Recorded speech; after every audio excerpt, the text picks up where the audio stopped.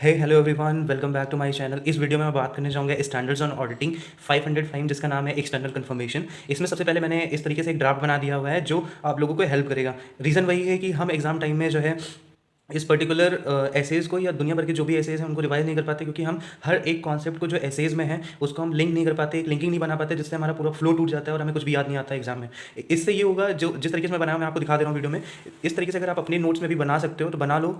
ये आपको जो 1.5 डे वाली रिवीजन होगी उसमें बहुत ज़्यादा हेल्प करेगा सीए एग्जाम में।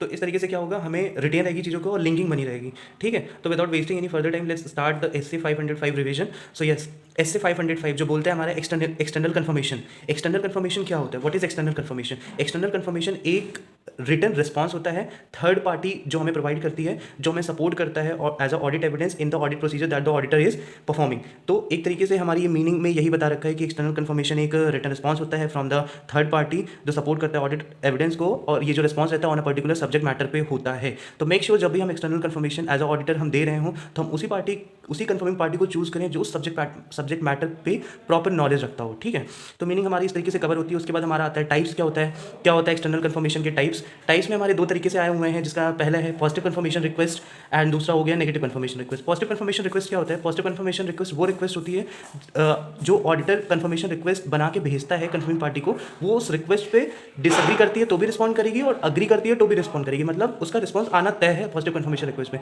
लेकिन नेगेटिव कन्फर्मेशन रिक्वेस्ट पे जो पार्टी है, कन्फर्मिंग पार्टी है, उसका रिक्वेस्ट तभी, उसका रिस्पॉन्स तभी आएगा उस कन्फर्मेशन रिक्वेस्ट पे जब वो पार्टी उस पर्टिकुलर सब्जेक्ट मैटर पे डिसएग्री करती है। मतलब एक तरीके से एक एक्नॉलेजमेंट होता है जो कि ऑडिटर जो है पेपर फॉर्म में या इलेक्ट्रॉनिक फॉर्म में नेगेटिव कन्फर्मेशन रिक्वेस्ट में कन्फर्मिंग पार्टी को सेंड करता है और उस पर कन्फर्मिंग पार्टी का रिस्पॉन्स तभी आता है जब उस पर्टिकुलर मैटर पे वो डिसएग्री करती है। लेकिन क्या ऐसे केसेस है जहाँ पे कन्फर्मिंग पार्टी डिसएग्री करती है, या कहाँ पे हमें confirmation negative confirmation request draft करके भेजनी होती है, कहाँ पे यूज़ कर सकते हैं? उस जगह पे जहाँ पर रिस्क ऑफ मटीरियल में स्टेटमेंट जो है हमारा कम होता है, मतलब जहाँ पे रिस्क कम है भाई, हमारे बिजनेस में हम उस पर्टिकुलर एरिया को ऑडिट कर रहे हैं, वहाँ पे रिस्क कम है इसलिए हमने भेज दिया, या आपके इंटरनल कंट्रोल आपके इतने अच्छे हैं कि ऐसा करना पड़ रहा है, और आपका जो आइटम हो गया, आइटम साइज जो है बहुत स्मॉल है, मतलब बहुत स्मॉल है, इस तरीके से हम नहीं भेजते। तो मतलब जनरली छोटी मोटी चीज़ों के लिए नेगेटिव कन्फर्मेशन लगती है, अदरवाइज पॉजिटिव कन्फर्मेशन मतलब आपको थर्ड पार्टी को रिस्पॉन्ड करना ही होता है जनरली कन्फर्मेशन रिक्वेस्ट पे। अगर आप आर्टिकलशिप अभी स्टार्ट नहीं किए हो तो आप ऑडिट्स में ये सब करोगे, अगर आप सीए फाइनेंस स्टूडेंट हो तो आपको अच्छे से आती है ये चीज़। तो ठीक है, तो इसमें ज़्यादा नहीं है। अब हमें ये पहला टॉपिक हो गया, और फिर दूसरा ये है कौन सी इन्फॉर्मेशन को हमें रिक्वेस्ट करनी है, कंफर्म करना है, कौन सी इन्फॉर्मेशन को हमें कंफर्म करना है या रिक्वेस्ट करना है।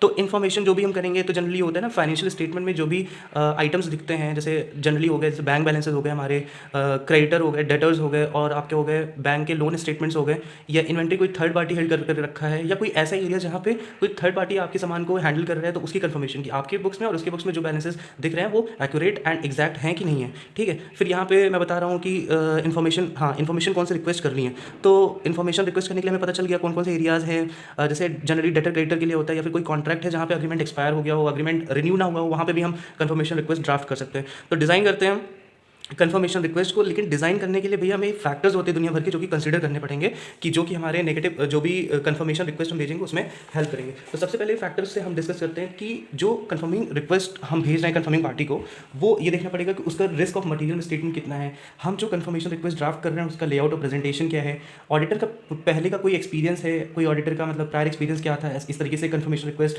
ड्राफ्ट करने के लिए, हम जो कन्फर्मेशन रिक्वेस्ट भेज रहे हैं उसका असर्शन क्या है। जैसे असर्शन ये होता है कि हम उसकी कंप्लीटनेस को वेरीफाई कर रहे हैं, या उसके एग्जिस्टेंस को वेरीफाई कर रहे हैं, या अकरेंस को वेरीफाई कर रहे हैं। तो इस तरीके की चीज़ों को हमें देखना पड़ेगा। मैनेजमेंट कैसे सपोर्ट कर रही है उस कन्फर्मेशन रिक्वेस्ट को प्रोवाइड करवाने में, कि भाई मैनेजमेंट हमको प्रोवाइड करवा रही है कन्फर्मेशन रिक्वेस्ट बाई सब इंकरेजिंग द थर्ड पार्टी। तो इस तरीके से हमें इस फैक्टर को ध्यान में रखना, बाकी हमारी चीज़ें रेडी हो जाएंगे। तो डिज़ाइन कर दिया कन्फर्मेशन रिक्वेस्ट को। अब क्या प्रोसीजर है एक्सटर्नल कन्फर्मेशन का? भाई प्रोसीजर है, हमें ये पता चल गया कौन सी इन्फॉर्मेशन है, हमने डिटरमाइन कर लिया इन्फॉर्मेशन को। ठीक है, हमने डिटरमाइन कर लिया इन्फॉर्मेशन को, फिर हमें पता चल गया कि कौन सी इन्फॉर्मेशन है जो हमें करना है। फिर उसके बाद करेंगे कन्फर्मिंग पार्टी को सेलेक्ट कर लेंगे हम कि किस कन्फर्मिंग पार्टी को भेजना है रिक्वेस्ट, फिर उस बेसिस पे डिज़ाइन कर लिया रिक्वेस्ट। फिर उसके बाद हमने उनको सेंड करना है, पर 1 मिनट रुक जाओ, सेंड अभी तुरंत नहीं करना है। ठीक है, हमें ये देखना है जो भी हम कन्फर्मेशन रिक्वेस्ट जिस पार्टी को भेज रहे हैं, जैसे कि मैंने यहाँ पे इस वाले पॉइंट में बोला था मीनिंग में कि सब्जेक्ट मैटर की नॉलेज होनी चाहिए, ठीक है। तो उस तरीके से जो हम यहाँ पे भेज रहे हैं, क्या उसके पास ऑब्जेक्टिविटी है कि नहीं है, मतलब जो कंफर्मिंग पार्टी है वो कहीं रिलेटेड तो नहीं है। अगर रिलेटेड होगी तो जो भी हमारा रिस्पॉन्स होगा वो गलत आ सकता है, ठीक है। क्या वो सब्जेक्ट मैटर की नॉलेज है, उसके पास ऑब्जेक्टिविटी हो गया, उसके पास सब्जेक्ट मैटर की नॉलेज है, जिस प्रोवाइड हम जैसे कोई ट्रांजैक्शन बता रहे कि 30 लाख का हुआ है मिस्टर ए से मिस्टर बी में, तो वो 30 लाख का ट्रांजैक्शन को नोन भी है कि नहीं, सब्जेक्ट मैटर भी है कि नहीं। और उसके बाद विलिंगनेस टू रिस्पॉन्ड। आजकल के टाइम में ये होता है कि लोग अपनी रिस्पॉन्सिबिलिटी से डेफर कर जाते हैं कि मतलब कहीं भी फ्यूचर में कोई दिक्कत आएगी तो उनके ऊपर आ जाएगा, तो वो देखो उनको विलिंगनेस भी है कि ऐसे ही हवा में रिस्पॉन्ड करते जा रहे हैं। तो 3 चीज़ें हो गई, ऑब्जेक्टिविटी, नॉलेज और willingness of confirming party to respond, ठीक है। उसके बाद हमारा आ जाता है कि एक पॉइंट और है कि अगर मैनेजमेंट मना कर दिया ऑडिटर को कि वो कंफर्मेशन रिक्वेस्ट ना भेजें, तो हम देखेंगे कि भाई मैनेजमेंट का इंक्वायर करेंगे क्या रीज़न है मैनेजमेंट के रीज़न जो मिलेंगे उसको इवैल्यूएट करेंगे, कहीं कोई फ्रॉड का केस तो नहीं है, कोई रिस्क ऑफ मटीरियल में स्टेटमेंट नहीं है, मतलब बहुत ज़्यादा तो नहीं है चांसेस। उसके बाद हम अपने ऑडिट प्रोसीजर को अपडेट करेंगे, फिर परफॉर्म कर देंगे वो अल्टरनेटिव ऑडिट प्रोसीजर जो कि इस पर्टिकुलर रीजन की वजह से आए हुए हैं। तो बेसिकली ये था पूरा SA 505 जो मैंने बहुत अच्छे से रिवीजन करवा दिया है, और ये इसमें सारे कॉन्सेप्ट कवर है। इस वीडियो को 3 से 4 बार अगर सुनोगे तो सारी चीज़ें दिमाग में बैठ जाएंगी, क्योंकि हम इतने सारे ऐसे होते मतलब इतनी जल्दी चीज़ें याद नहीं होती हैं दिमाग में। तो ये एक बेस्ट वे है जिस तरीके से हम चीज़ों को रिटेन कर सकते हैं, और एग्जाम के टाइम पे प्रेशर भी बहुत ज़्यादा कम आएगा। तो इस तरीके से हम सारी चीज़ें अपनी कवर करते हैं। तो ऐसे 500 का मैंने ऑडिट एविडेंस का वीडियो अपलोड किया है ऑलरेडी, अगर आप लोगों ने नहीं देखा है तो आप प्लीज़ देख लीजिए।